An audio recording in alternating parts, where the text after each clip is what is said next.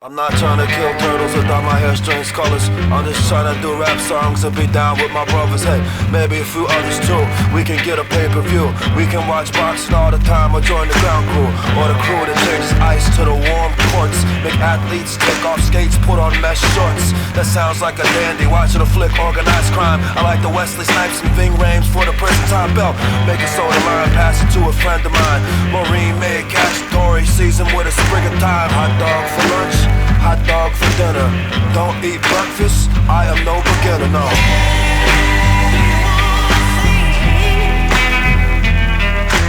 Hot dog for lunch, hot dog for dinner. Don't eat breakfast, I am no beginner, no.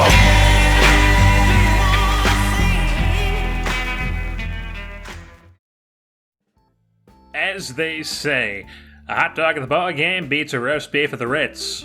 I am back again here on YouTube.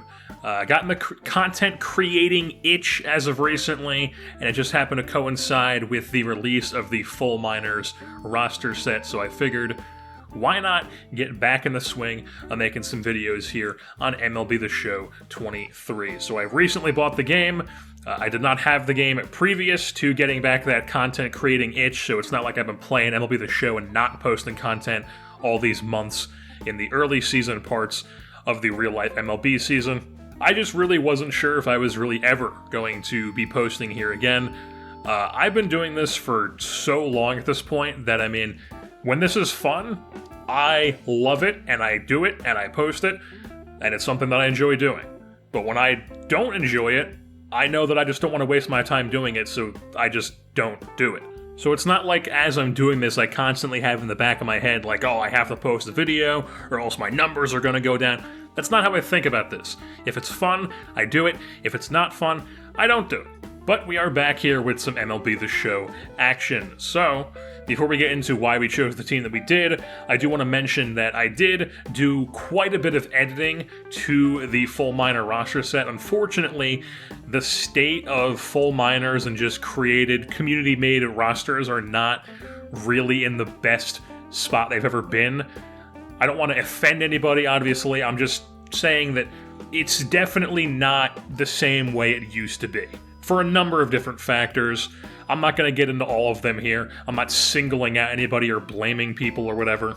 I'm just saying, in order to get these rosters to where I wanted them to be, to feel like I could actually have a good starting point, I did have to spend a decent amount of time editing this Full Miner set. So if you go and download the Full Miner set, what you would be using is not the exact same set that I'm using. I basically just used that as like a base set and did a bunch of edits myself.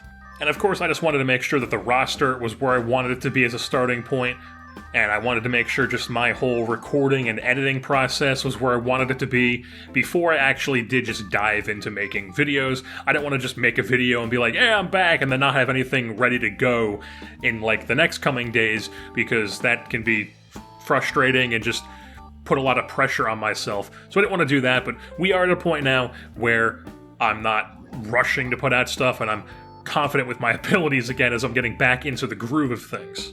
So why the Chicago White Sox? At this point, I've done so many different teams that it's kind of tough to pick one for my liking, and I want it to be a team that isn't particularly good, but also doesn't have a loaded farm system, or even really have a really good one in general.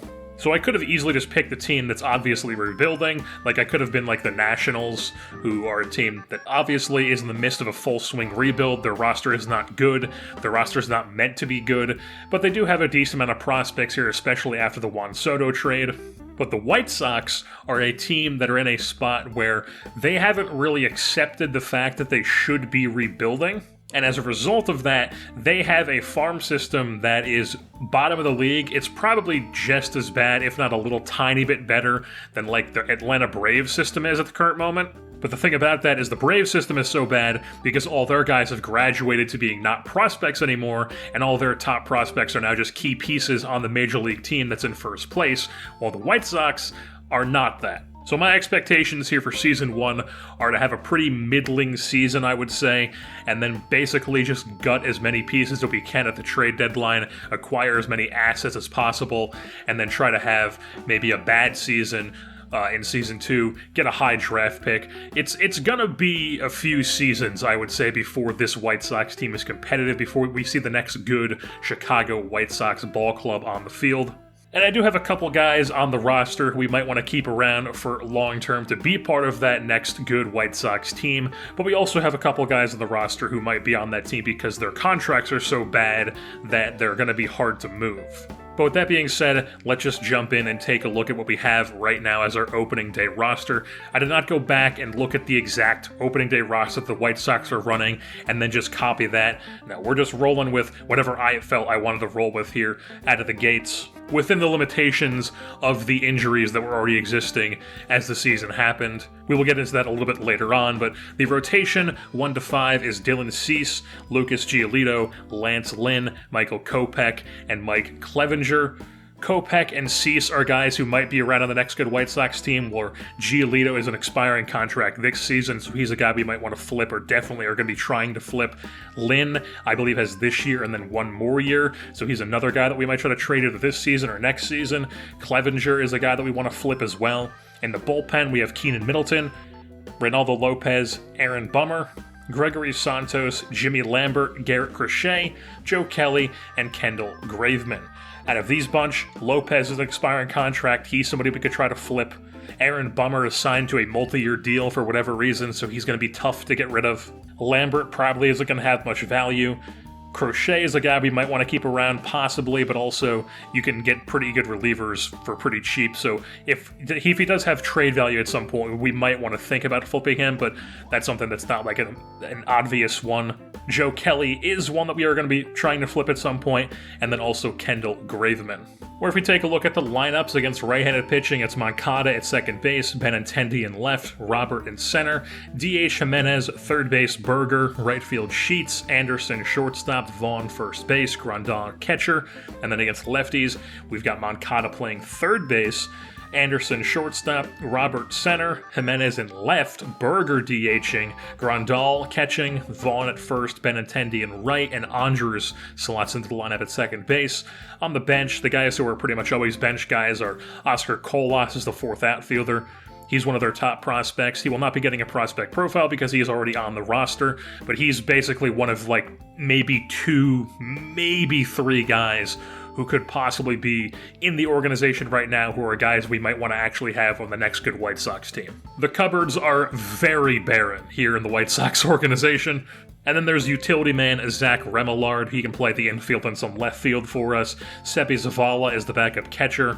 And then depending on if it's lefty or righty, it's Gavin Sheets or Elvis Andrus as the last bench piece. One thing you'll notice about those position players, at least what was very obvious to me at immediate looking at that, was that we have way too many first baseman type players, first baseman DH players. I would say that of Eloy Jimenez, Jake Berger, Gavin Sheets, Andrew Vaughn, all of those guys are ideally DHs, but of course we can't DH them all, so we play some of them at first base, we even play some of them at third base, we even play some of them in right field.